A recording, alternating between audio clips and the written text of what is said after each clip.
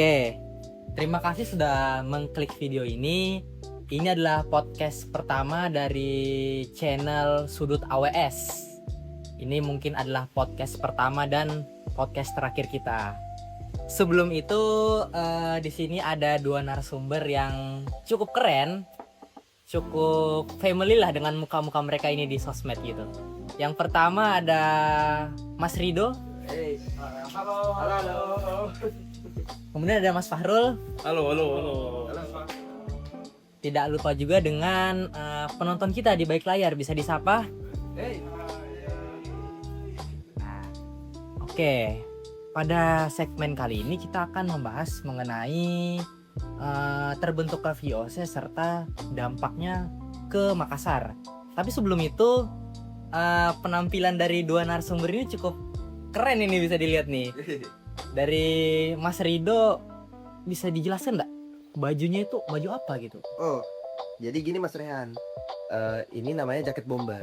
Bomber ya. Nah, pasti teman-teman semua pasti tahu kan jaket bomber itu seperti apa kan? Nah, kayak gini.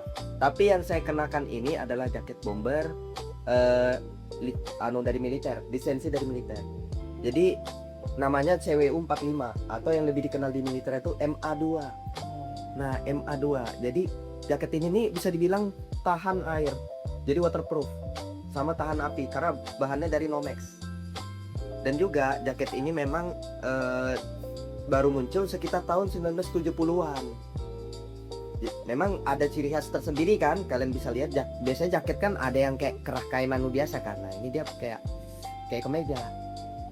Saya pakai ini selaku sebagai cucu tentara. Tentara ya. Cucu tentara, jadi saya menghargai jasa-jasa tentara.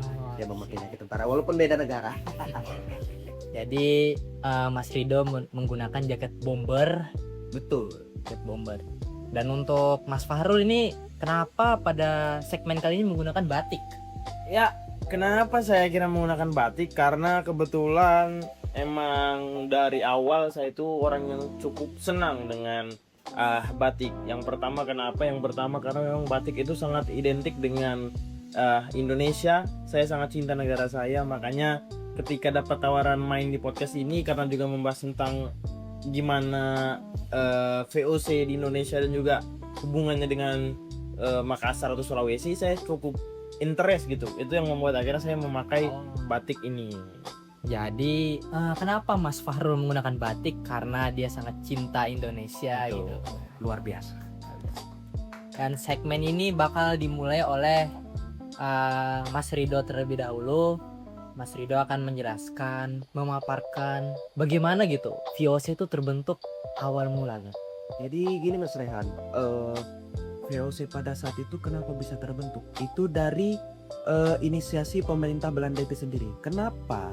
Pasti banyak yang bertanya-tanya kan, kenapa bisa terbentuk? Nah, jadi gini, pada saat itu sering terjadi persaingan antar pedagang sesama Belanda. Pada saat itu Persaingan. ya persaingannya ketat banget, bahkan itu bisa bikin rugi negara juga dari persaingan itu, apalagi dengan munculnya juga dari negara lain seperti Portugis dan Inggris.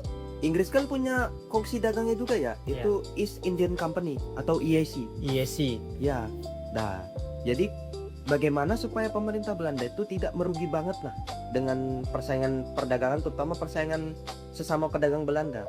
Jadi dibentuklah VOC. Jadi VOC itu tujuannya tidak lain adalah untuk berdagang. Dia itu bukan, banyak yang mengira kan dia masuk ke Indonesia itu kan negara ya VOC, bukan negara tapi perusahaan. Perusahaan itu dibentuk untuk kongsi perusahaan dagang. Jadi para pedagang-pedagang Belanda yang lain itu membuat kongsi jadi satu, jadi tidak misah-misah. Jadi satu yang terbentuklah VOC. Terus juga tujuan VOC itu tidak lain adalah mencari rempah-rempah ke Nusantara. Dan juga ada sisi unik lain nih dari VOC, yaitu mereka punya hak istimewa. Hak istimewa. Bisa dijelasin nggak hak istimewanya itu apa gitu? Nah, hak istimewanya itu mereka bisa memonopoli negara lain.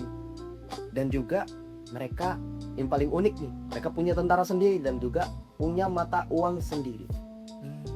Jadi tentaranya tuh sama kayak tentara negara Belanda, cuma bisa dibilang jauh lebih kuat. Dan untuk memonopoli di Nusantara sendiri itu sangat oke lah taktisnya mereka tuh. Apalagi Nusantara pada saat itu kan banyak kerajaan-kerajaan kan memisah-misah pada saat itu, dan itu tidak sepenuhnya akur ya kerajaan itu. Nah disitulah peran VOC itu memonopoli. Mereka datang terus mengadu domba satu sama lain antar kerajaan ini, jadi terjadi peperangan. Disitulah bisa terjadi di Makassar pada saat itu. Oke, jadi bisa dibilang VOC ini bukanlah negara ya, Bukan, tapi perusahaan. Banyak yang salah kaprah orang Indonesia itu. perusahaan di dalam negara, Iya, dan juga dia sampai sempat dibilang negara dalam negara betul. karena dia memiliki tentara yang lebih kuat dibanding negaranya sendiri. Betul sekali. Jadi jangan kalian kira dijajah VOC itu enak ya. Itu aja.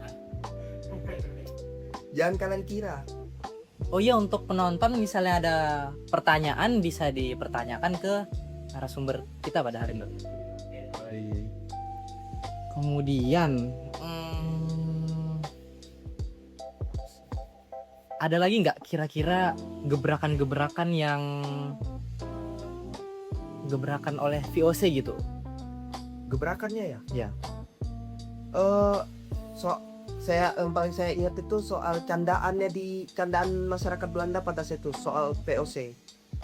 Jadi saya ingat singkatan VOC itu dari candaannya orang-orang Belanda pada saat itu, Vergan onder korupsi, atau runtuh karena korupsi. Karena pada saat itu di dalam tubuh VOC itu sendiri itu banyak pejabatnya itu yang korupsi, banyak yang korupsi.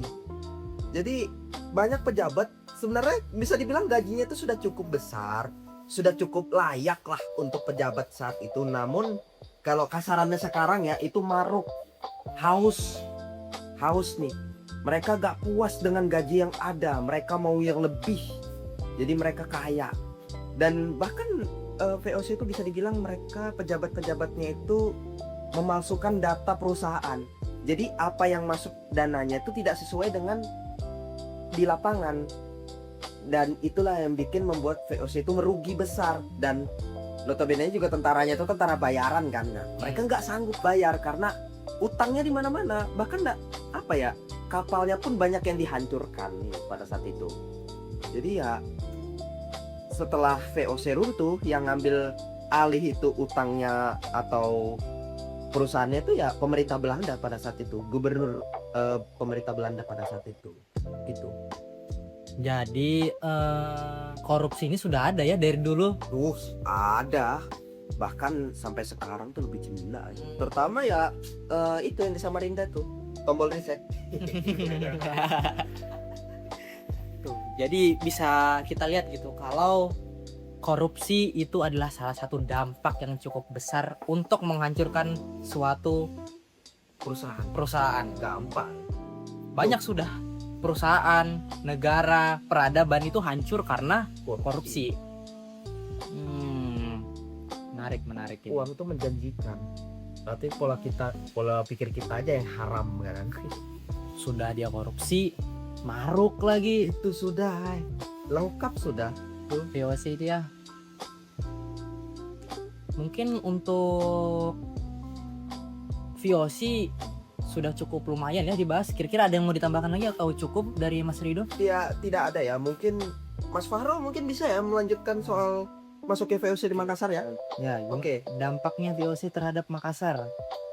Oke, jadi begini Mas Rian. Seperti yang dijelaskan Mas Rido tadi, bahwasannya VOC itu datang untuk memonopoli perdagangan. Dan sebelum kedatangan VOC, Makassar itu adalah sebuah tempat perdagangan yang bisa kita bilang cukup open gitu, terbuka untuk semua halayak. Jadi tidak terkhusus untuk beberapa orang saja, tapi memang terbuka untuk semua. Nah, ketika VOC datang, karena VOC memang membawa sebuah ideologi yang ketika dia datang ke satu tempat itu menguntungkan untuknya dan dia akan menguasai tempat itu, akhirnya menjadi sebuah pergolakan karena adanya perbedaan pandangan antara rakyat Makassar dengan VOC. VOC beranggapan bahwa oke, aku datang ke tempat ini, aku ingin menguasai tempat ini, dan tempat ini hanya untukku sendiri, untuk negaraku. Sedangkan rakyat Makassar berpikir bahwa tidak bisa. Tempat ini adalah tempat dagang yang bisa didatangi oleh semua orang, tidak terkhusus untuk kalian aja, seperti itu. Lalu dari perbedaan pandangan itu akhirnya terpecah lah, akhirnya menjadi sebuah bibit-bibit perperangan gitu, Mas Rehan. Jadi kalau Mas Rehan pernah tahu ada yang namanya Perang Makassar, itu adalah perang antara di mana tentara VOC berperang dengan rakyat Makassar yang dipimpin oleh Sultan Hasanuddin. Dan sebelum kita lebih lanjut ke perangnya, sebelum di perang itu, Mas Rehan, saya bisa bilang VOC ini cukup pintar, Mas Rehan. Kenapa saya bilang dia cukup pintar? Karena dia bisa memanfaatkan situasi yang terjadi di antara kerajaannya Sultan Hasanuddin dengan kerajaannya ada yang namanya Arung Palaka, Mas Rehan. Jadi kenapa mereka akhirnya bisa berkonflik? Karena Arung Palaka ini merasa bahwa kerajaannya dia ini cukup dipres gitu sama Sultan Hasanuddin. Jadi dia merasa aku ingin bebas dari si Sultan Hasanuddin ini, dan itu yang akhirnya membuat bibit konflik. Dan Belanda melihat itu sebagai peluang untuk untuk masuk ke dalam itu, untuk menghancurkan internal mereka, seperti itu. Akhirnya Belanda masuk, dia mempengaruhi Arung Palaka. Akhirnya Arung Palaka bersedia untuk membantu Belanda melawan Sultan Hasanuddin, karena Belanda tahu kalau semisal dia menyerang sendiri akan sulit untuk memenangkan wilayah Makassar pada saat itu, karena cukup luas dan cukup kuat, seperti itu. Akhirnya Arung Palaka pun termakan oleh rayuan dari Belanda. Dia bersedia untuk membantu Belanda. Akhirnya terjadilah perang itu. Dan pada saat perang, awalnya pasukan Sultan Hasanuddin itu cukup sudah dipersiapkan lah, seperti itu. Tapi karena kita tahu ya, VOC itu kan dari Belanda dan peradaban mereka lebih maju dibanding kita. Untuk semacam persenjataan saja kita bisa bilang kita cukup terbelakang dibanding mereka. Mereka sudah punya senjata-senjata modern, sedangkan kita mungkin masih pakai senjata-senjata yang tradisional. Itu faktor-faktor itu adalah yang membuat akhirnya kemenangan Belanda itu cukup mudah, seperti itu, karena dari segi persenjataan dan juga dari segi tambahan pasukan itu cukup mendominasi lah Belanda pada saat itu. Akhirnya karena memang Sultan Hasanuddin kalah, dan setelah dia kalah, tidak lama setelah itu ada yang namanya Perjanjian Bongaya, Mas Rehan. Ya, nah pernah dengar tuh. Nah, jadi Perjanjian Bongaya itu isinya pokoknya Belanda pada intinya ada banyak poin-poinnya, cuman kita mengambil poin intinya adalah Belanda ingin menguasai seluruh wilayah VOC.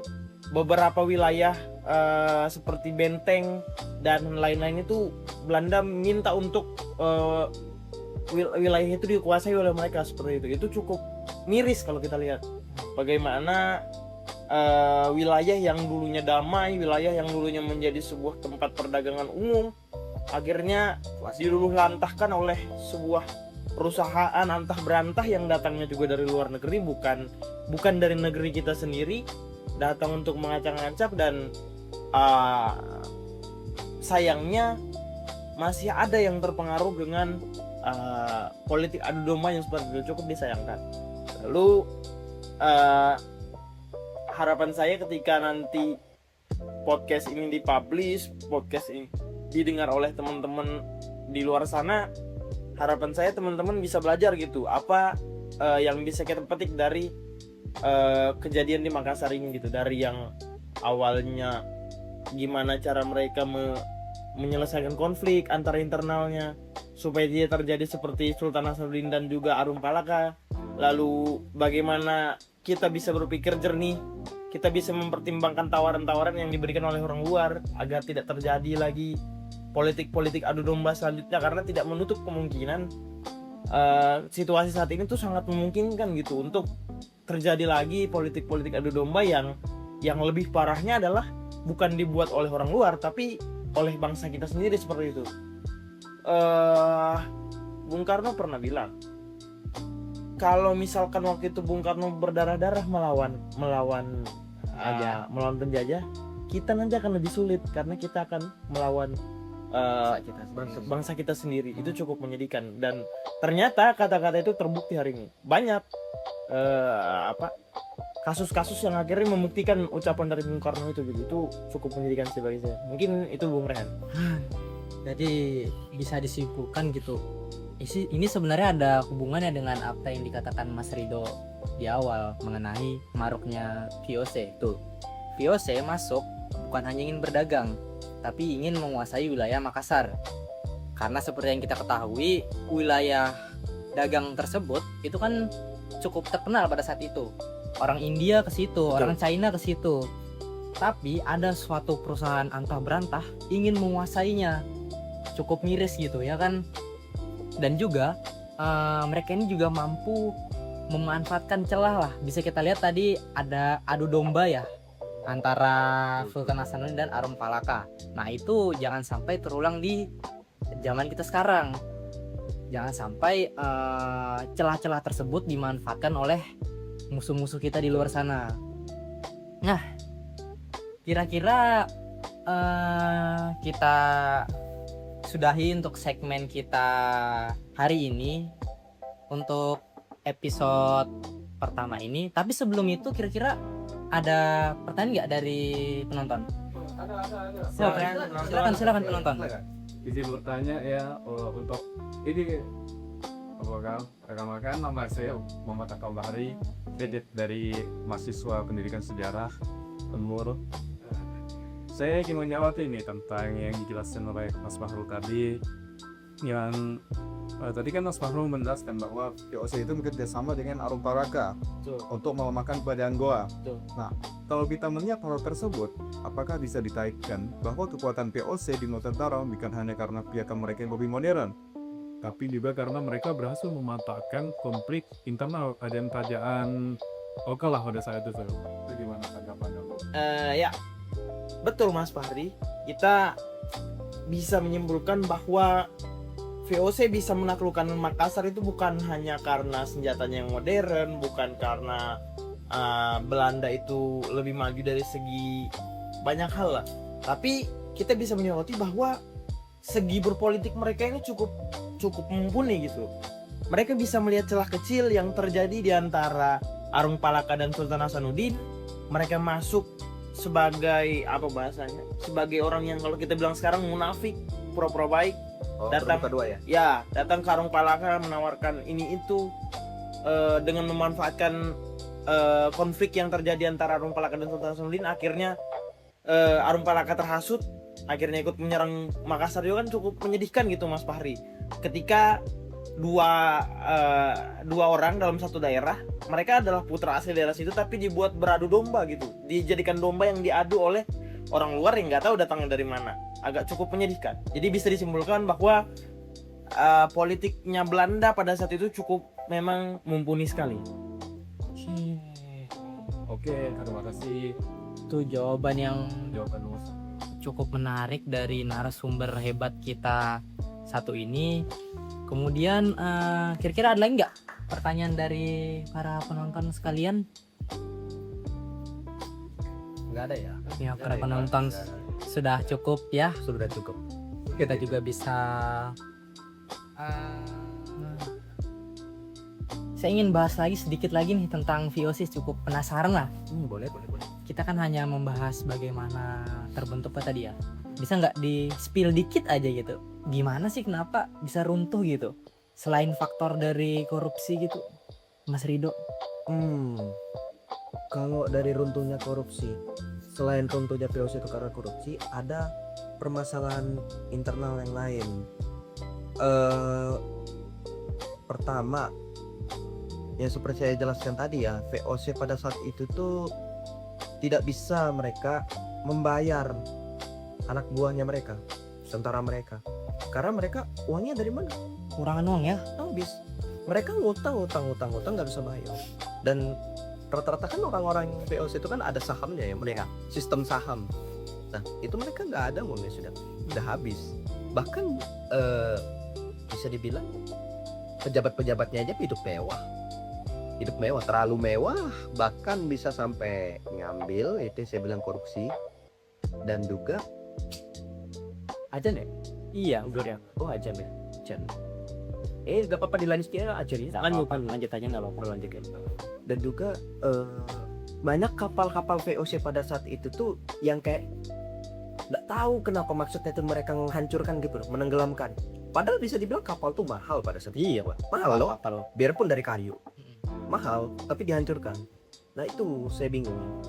Itu sebenarnya 3 poin utama tadi. Korupsi, pejabat mewah-mewahan, tentara tidak bisa bayar. Jadi di situ awal mula keruntuhannya.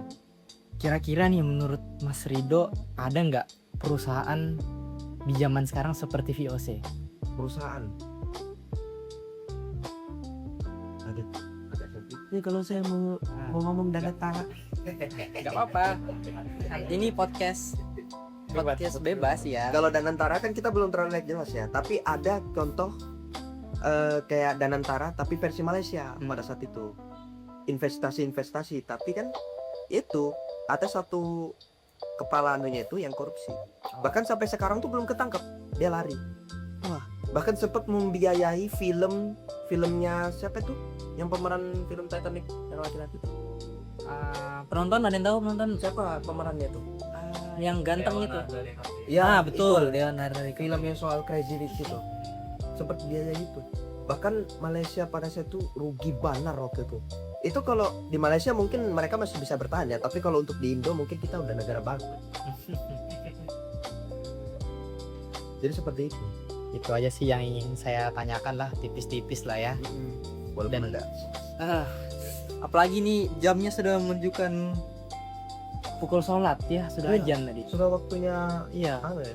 Tapi masalah saya Kristen ya tuh. Untuk Mas Fahran mungkin ya, Ya, mungkin kita bisa segera menyudahi karena Ya. memang Mungkin kita sudahi segmen kita pada hari ini.